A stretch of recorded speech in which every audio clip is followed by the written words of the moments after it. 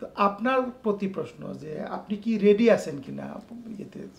ধন্যবাদ। প্রথম হচ্ছে যে আমি খুবই আনন্দিত যে আমাদের যে আন্দোলন যেটা ছিল হাসিনার পতন এক দফা আন্দোলন, এইটাতে আমরা সফল হয়েছি জনাব তারেক রহমানের নেতৃত্বে। এটা হচ্ছে সবচেয়ে বেশি প্রাউড। আরেকটা হচ্ছে যে আমরা দলকে সার্ভ করেছি প্রবাসী মুক্তিযোদ্ধা হিসাবে। এখন যদি ফিউচার বিএনপি নেশনকে সার্ভ করার জন্য কোনো সুযোগ দেয়, অফকোর্স এটাকে সাধুবাদ জানাবো এবং এটা আমি মাথা পেতে নিব ইনশাল্লাহ। আমি আমার নতুন করে আমি সরকারের কাছে পাসপোর্টের আবেদন করেছি।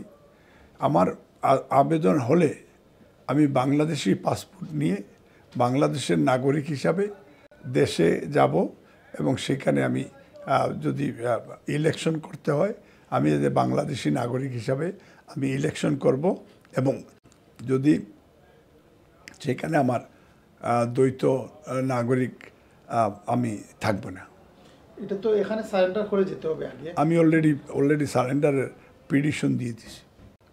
কিন্তু বিগত সরকারের সময় আমরা দেখেছি যে যাদের নাম আপনি বলেছেন তারা অনেকেই সংবাদপত্রে নিউজ আসছে যে তারা দ্বৈত নাগরিকত্ব সারেন্ডার করেন নাই, সারেন্ডার না করেই তারা বাংলাদেশের মানে এমপি হয়েছেন, যেটা সম্পূর্ণ অবৈধ ছিল। কিন্তু এখন আপনি কি এই দাবি এই সরকারের কাছে করতে চান না যে দ্বৈত নাগরিক থাকলে সমস্যা কি? প্রথমত দ্বৈত নাগরিকত্ব থাকতে হবে। আমরা সবাই ওয়ার্ল্ড সিটিজেন।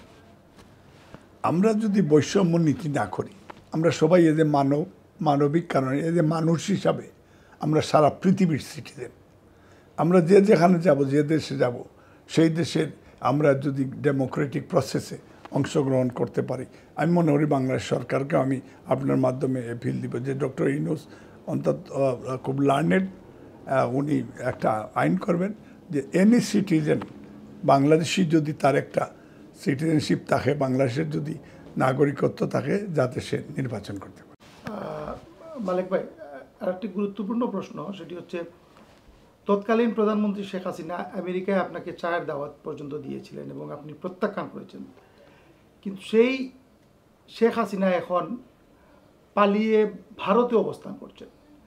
ভারতে ওনার স্টেটাস কি, এটা গতকাল কি মোটামুটি অনেকটা পরিষ্কার হয়েছে যে তিনি যেহেতু বাংলাদেশের পাসপোর্ট তার বাতিল করা হয়েছে, ডিপ্লোম্যাটিক পাসপোর্ট, তিনি আর বৈধভাবে ভারতে নেই, তিনি এখন উদ্বাস্তু হিসেবে ভারতে অবস্থান করছেন। তার ব্যাপারে আপনার মন্তব্য কি?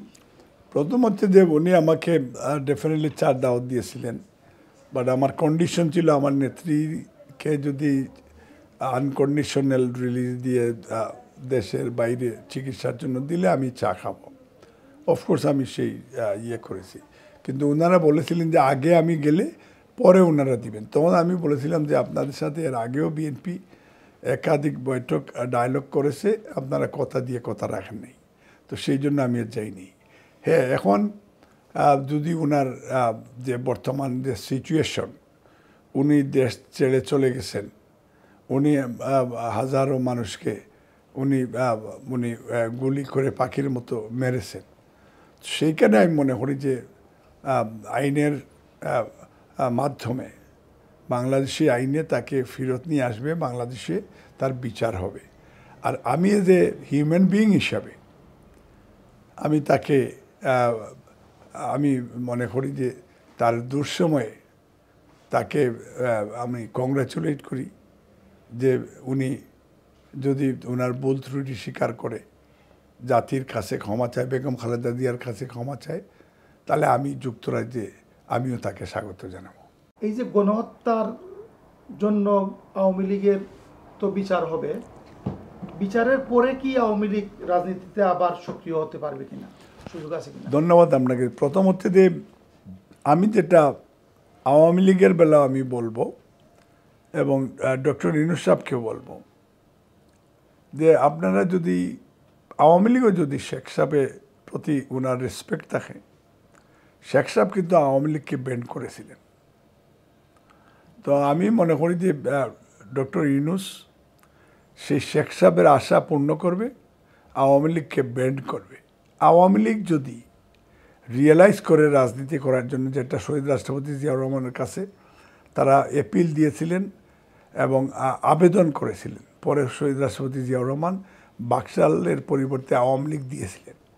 ঠিক এই ব্যান্ড অবস্থায় যদি পরবর্তী আপনার যে সরকার আসবে, ডেমোক্রেটিক গভর্নমেন্ট, এমন বিএনপি যদি আসে ইনশাল্লাহ, তাহলে বিএনপির কাছে যদি তারা অ্যাপিল দেয়, তখন বিএনপি উইল ডিসাইড তাদেরকে রাজনীতি করার সুযোগ দিবে কিনা।